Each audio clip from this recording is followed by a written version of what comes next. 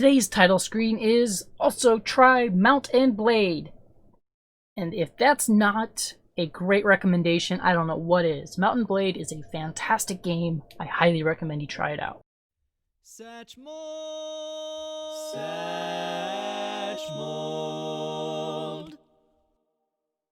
Welcome. Thank you so much for joining me. My name is Satchmold, and today we are going to look at chests and storage for our how-to basics series.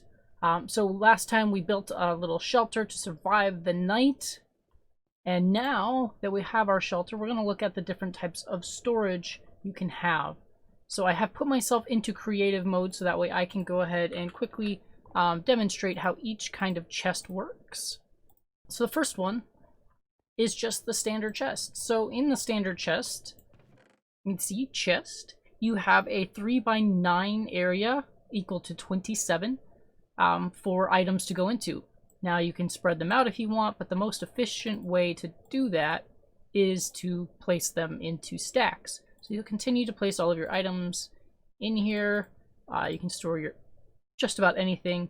Some items cannot stack, so if I had another axe, specifically a diamond axe, they would not be able to stack. Other items only stack up to 16. Let me go ahead and get a couple of these items to show you. Alright, so to start, I'll show you with the diamond pickaxe. We can put a diamond pickaxe in there. You see we can't actually combine them. Same with this guy, even if they were the same durability. Then you have stacks of 16 and 64. For 16, if I had some more ender pearls,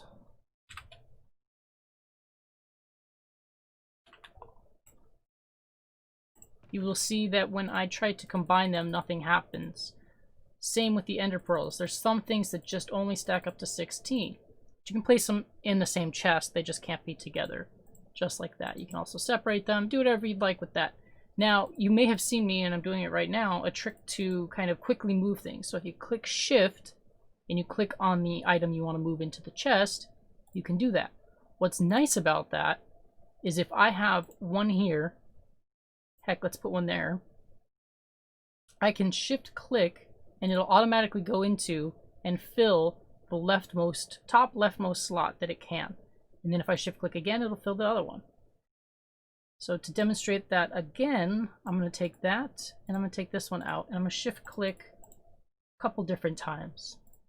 You can see it starts to fill up the top left and then it starts to overflow into the next. Something else I want to show you that I just did is I right clicked and it divides your stack in half. Divides whatever you've got in half, which it can be very useful as well. And then you can shift click and move it in. The other little trick I want to show you is when you click on any item, you have an item in your hand, and you click shift and you double click, it'll move all of those items from one side to the other all at once, which is a pretty handy trick. Say you have an entire chest full of cobble and you're trying to move it to another chest, you can right click, you can shift, double click, and move all of it at once. Alright, so that's a single chest. Now let's move into a double chest. So if you place a chest with a right click button next to a chest that's already placed, just like so, it'll become a double chest.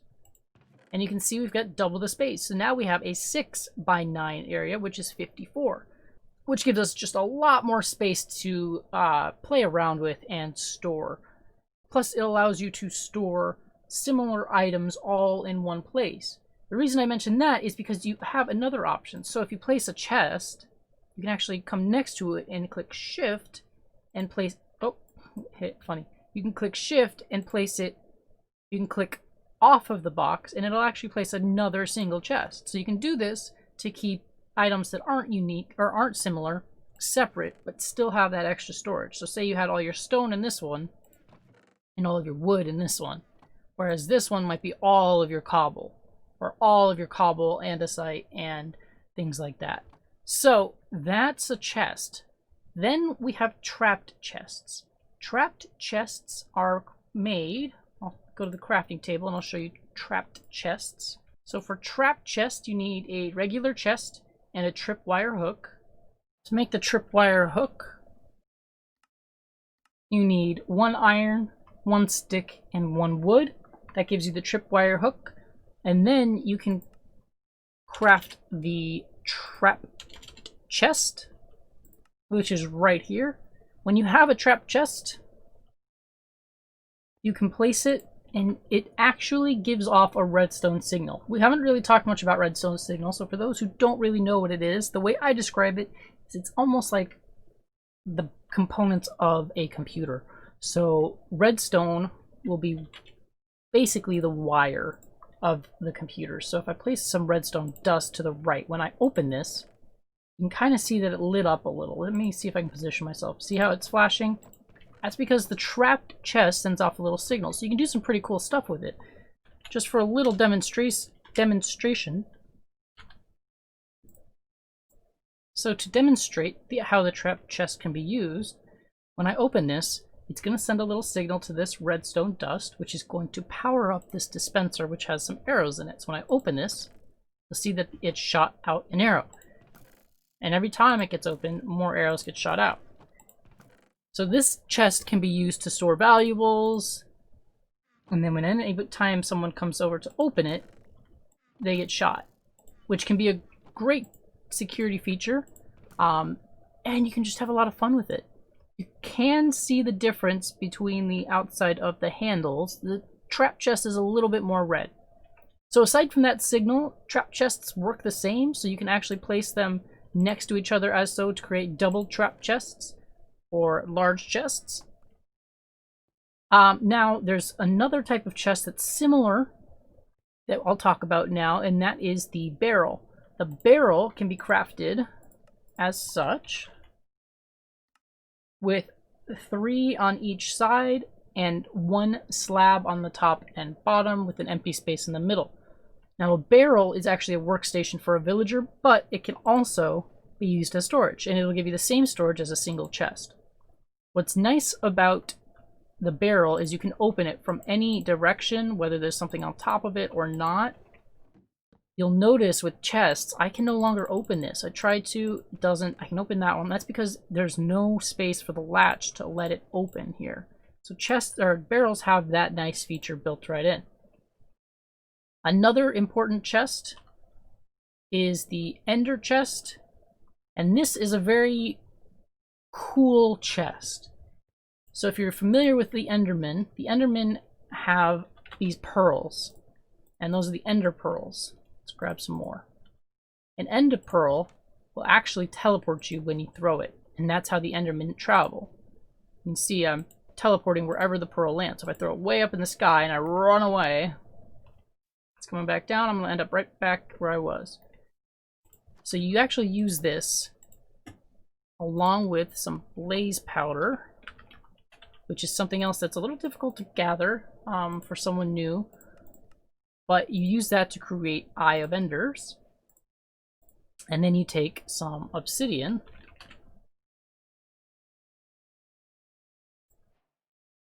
And you're now able to craft an Ender chest, which is obsidian as your wood, and then an Eye of Ender as your core, which allows you to have the teleportation features. So you see the Ender chest here, see an Ender chest here. I'm going to put some leather right there in the center of this one. And now when I go to open this one, it's also there.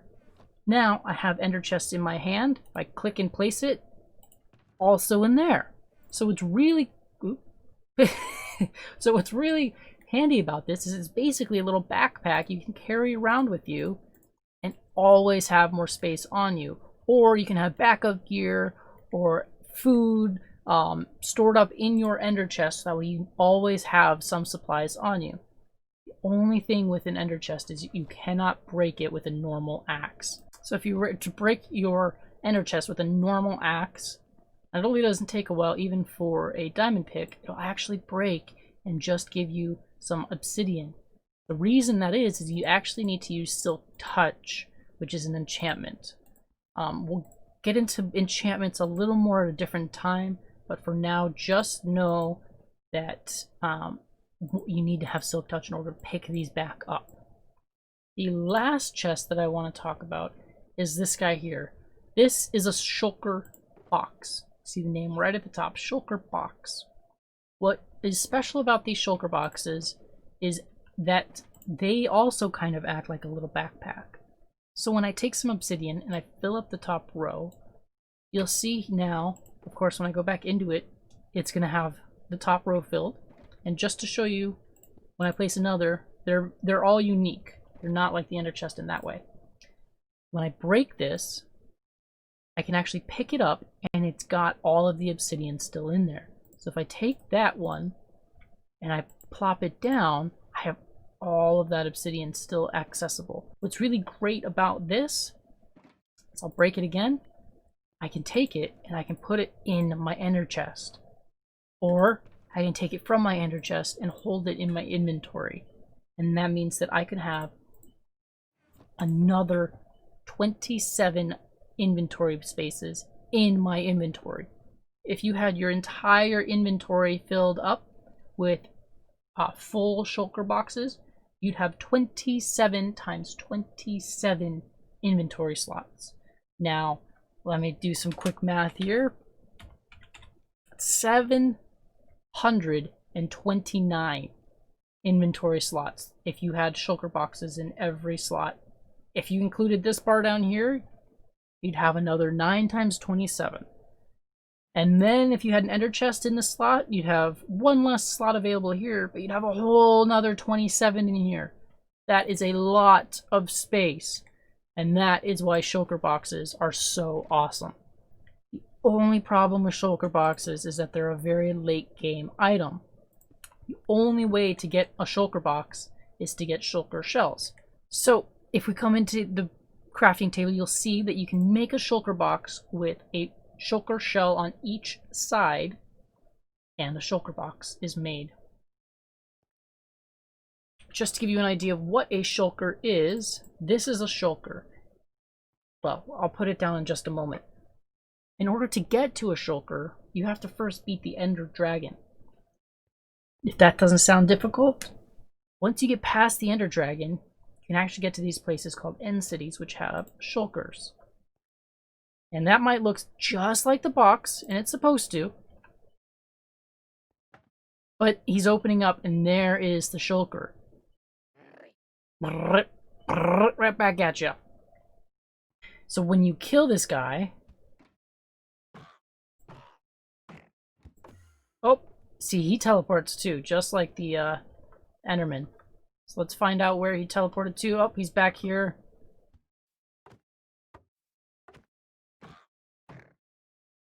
There we go, and he drops a shell.